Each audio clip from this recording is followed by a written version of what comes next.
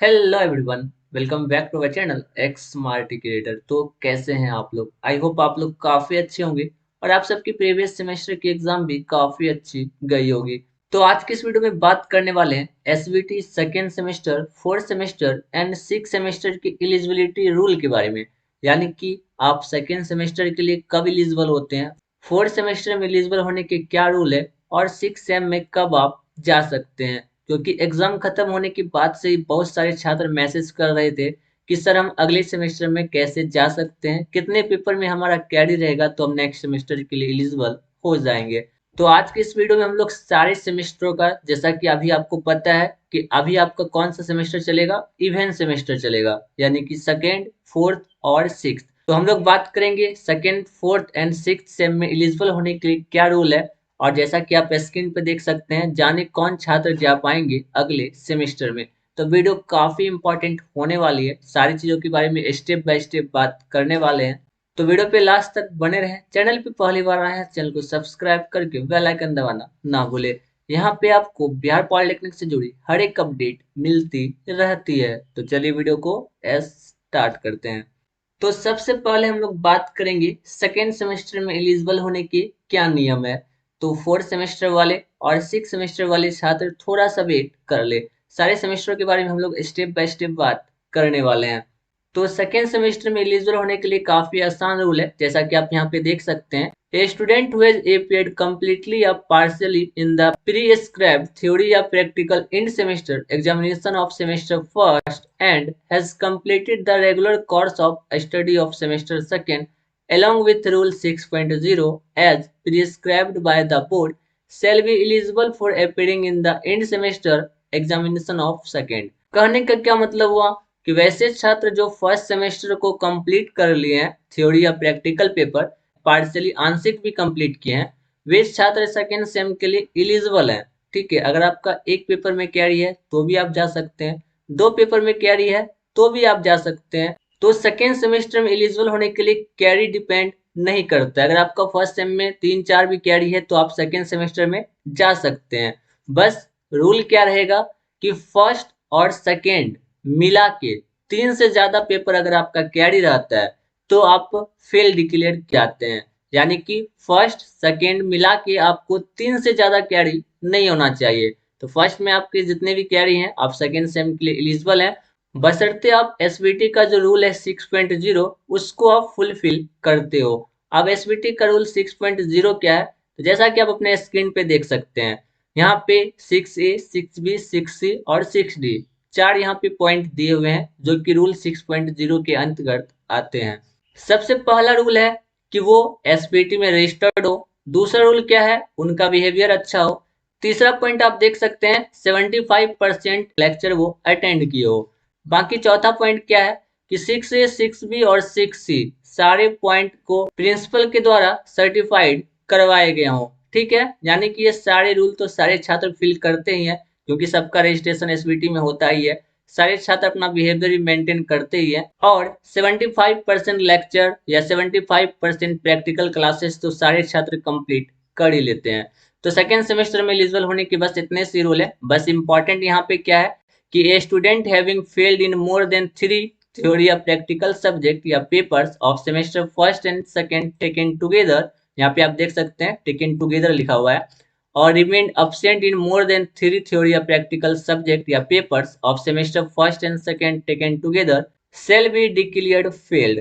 यानी कि वैसे छात्र जो फर्स्ट और सेकेंड सेमेस्टर मिला के तीन से ज्यादा थ्योरी या प्रैक्टिकल पेपर में जिनका कैरी हो या फिर वो तीन से ज्यादा पेपर में अब्सेंट है, तो वैसे छात्रों को फेल घोषित कर दिया जाएगा। यानी वैसे छात्र थर्ड सेम के लिए एलिजिबल नहीं हो पाएंगे। तो इसलिए अगर आपका फर्स्ट सेम में कैरी है तो आप सेकेंड सेम में जा सकते हैं। शर्त क्या है कि दोनों सेमेस्टर मिला के तीन से ज्यादा पेपर आपको कैरी नहीं होना चाहिए। यानी कि दोनों सेमेस्टर मिला के आपको 7 पेपर कम से कम पास करना ही होगा। ठीक है, तो बात कर लेते हैं हम लोग अगले सेमेस्टर यानी कि सेमेस्टर फोर्थ का।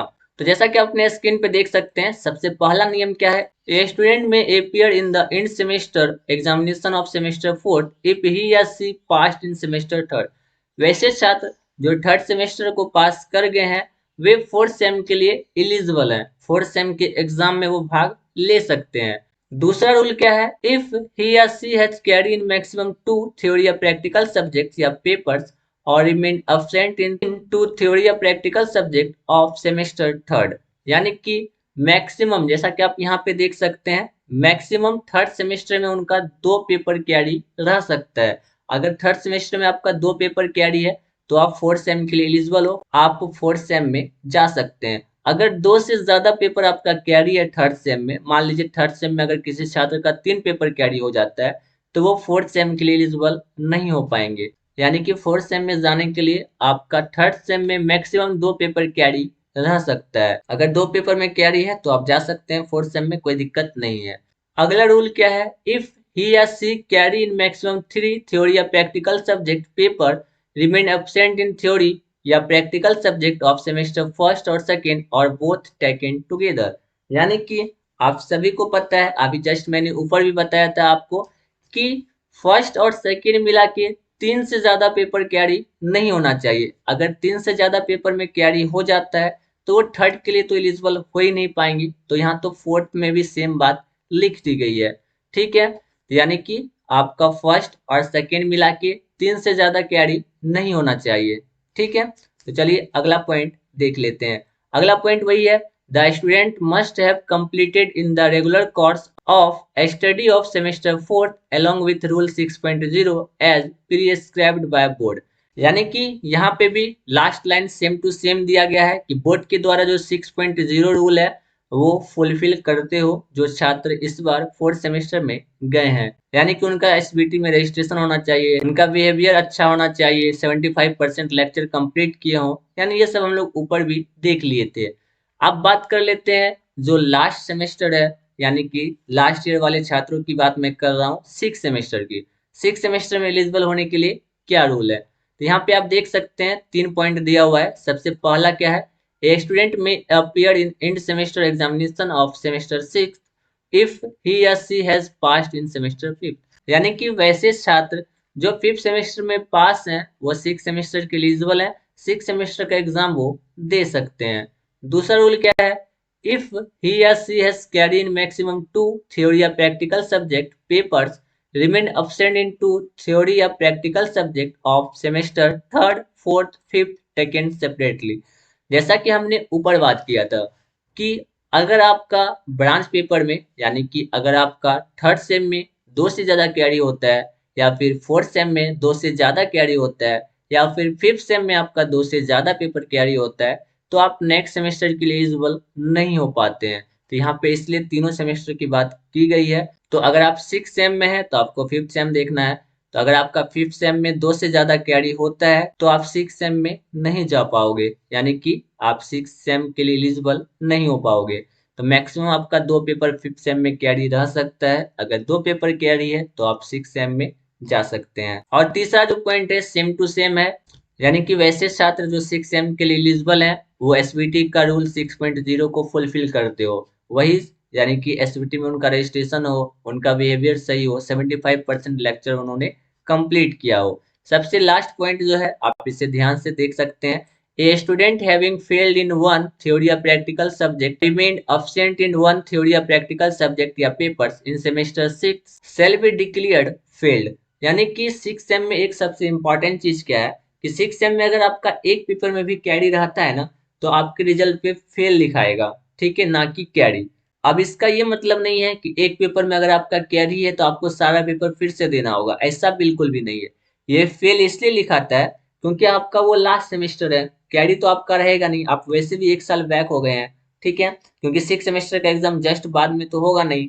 ठीक है, तो इसलिए वहां पे कैरी ना लिखा के फेल लिखाता है। ठीक है, बाकी सिक्स सेम आते आते आपको अपना प्रीवियस सारे कैरी को कंप्लीट कर लेना है। नहीं तो अगर आपका एक भी पेपर कैरी रहता है थर्ड में, फोर्थ में या फिफ्थ में, तो आपका जो रिजल्ट है वो पेंडिंग में रहेगा। ठीक है, यानी आपके रिजल्ट का 40% जो होता है वो प्रीवियस सेमेस्टर से लिया जाता है। इसलिए आपका सारा पेपर क्लियर होना चाहिए जब सिक्स सेम का रिजल्ट आता हो। तो आज की इस वीडियो में हमने जाना सेकेंड सेम, फोर्थ सेम और सिक्स सेम में एलिजिबल होने के सारे रूल को।